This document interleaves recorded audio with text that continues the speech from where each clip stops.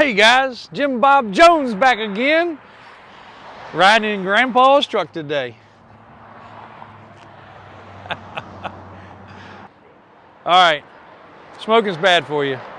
Surgeon General warning. So is owning a bunch of square bodies, or a bunch of three-wheelers, or a bunch of anything that's fun. It gets out of hand sometimes. 1980 Chevrolet Scottsdale 10. For you guys that are real connoisseurs, this is the rarest of the rare front end there is. It's a lot of differences here. And this was basically, there's a big argument whether it was a half year or whether it was an ordered option. I went along with a lot of people's feedback on the 80 red and white that we had because that was a loaded truck that has this front end. But I don't know that it has anything to do with options. I don't really know. But guys, hey, educate us. Throw the comments out there. But we know we've got a lot of 80s that are round headlight. And when I say that, you know, they're 80s. The titles are 80s. The VIN numbers are 80s. This is an 80 with square headlights. You don't see very many. For us to have two currently is kind of really rare. Daniel reminds me all the time how unusual these are. But there's a fair amount of little differences around the front, more than just a grill and headlights. 350, air conditioned, power steering, power brakes. Still got a sticker under the hood. Still got whatever sticker that is under the hood. It's not Chinese like the last thing, so we don't have to speak a different language. Air conditioning still on here, belt still on it. I did not try it. I just drove this truck and got gas. What I can tell you is speedometer works, odometer works, gas gauge works, oil pressure gauge works, temperature gauge works, voltage gauge works, and it does have a fresh battery. And now it has, because I ended up on the phone, a full tank of premium fuel. It's not cheap these days, guys.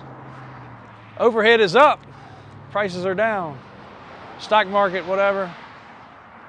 Sky's blue. We left this truck. There's nothing in this, by the way. It's not any funny stuff. It's empty. Just in case you guys wonder. We left the grandpa side steps. We left the grandpa cap on the back. And I am going to say this truck actually came from a really nice fella. He's a follower of this channel and says he has been since well before we were at 100,000. He doesn't remember how long, but he said well before we were 100,000, so several years back. And he called me about this truck. He said, Jay, this is probably not your cup of tea. And I said, you know what? I think it is my cup of tea because it's been a while since we've been able to give people an affordable square body truck that runs, drives, operates.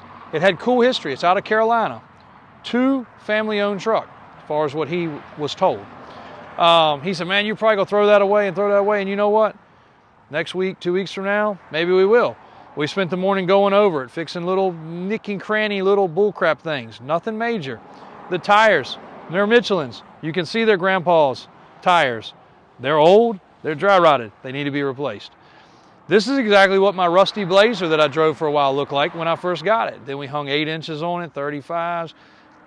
Another faithful follower purchased that truck, and that was just like this one. It ran, drove, operated, shifted, but it was rusty.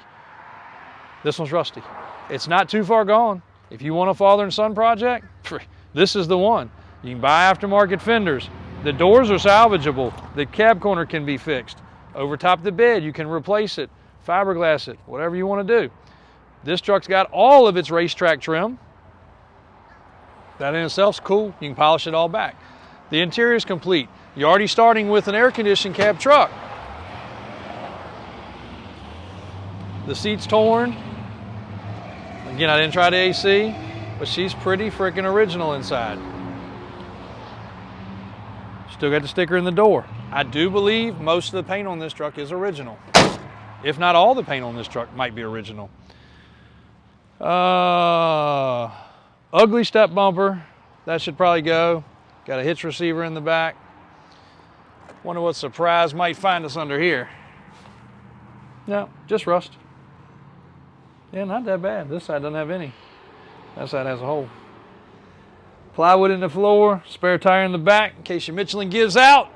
You got another one. I use Grandpa Special a lot as a term.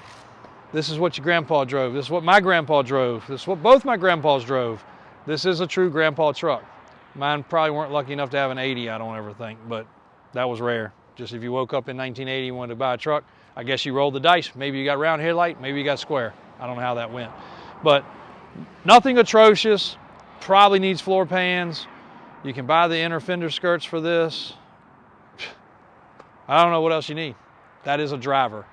Air conditioning may or may not work. We'll check that out a little further. My uncle will do his thing when he's back in here. We've already done our thing. We've already washed it up, cleaned it up, adjusted a few things, made sure everything worked, fixed a couple light little repairs, and this will be a cool truck for somebody. Is it cool as that, or that, or that? It might be freaking cooler. It's hard to say. But those, if you didn't see the video, we just did a nice running driving video on those as well. That truck's gonna be for sale. Roughly, $8,000 range or so. If we spend more, it's gonna be more. Put a lift kit on it, it's gonna be more. But right now, around $8,000 probably. If somebody's interested, call us. The more we spend, the more I gotta get. But I just drove it to the gas station, got me a little pack of crackers and a water, started right up, turned it off, didn't overheat, did my little 8-10 mile run. Everything's the way it's supposed to be. So thanks, guys. Yes, Davis Auto Sales does have less expensive trucks. And if you guys want a couple little teasers, AJ's gonna drop some in of this red and white truck and that blue truck and that maroon truck and that other blue truck, just letting you guys see it zoom by. And we'll go for a drive in this one later on today. Let's check out what a nice, quiet, no noise, no rattles. It actually enjoyable. I was on the freaking phone the whole time. And the fuel gauge works. Big plus. Davis Auto Sales, Davis Off-Road, Richmond, Virginia. Call and speak to me if you're interested on Squarebody stuff. I'm JW. If not, you can speak to Mike on our commercial stuff. Speak to Daniel down in the office at the shop for technical questions and ordering parts. And Christian, AJ, my mom, any of us will be happy to help you. Thanks a lot.